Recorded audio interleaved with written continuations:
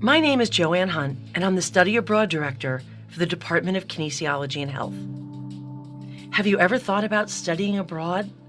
Have you ever thought about a life-changing adventure?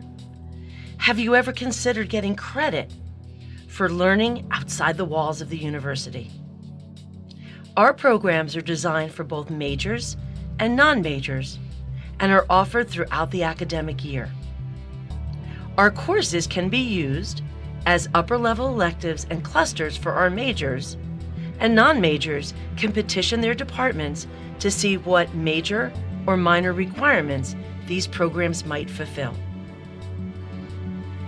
You can find information about study abroad from both the Rutgers Global Studies homepage or the Department of Kinesiology and Health's webpage, where we have a special section that's dedicated to study abroad. Where will your adventure take you? Will you be joining us as we explore the world?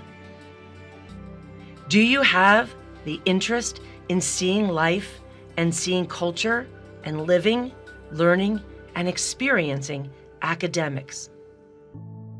We call it experiential learning, but some of you might say it just might be the course that changed your life. We hope that you'll have the opportunity to join us on our world travels.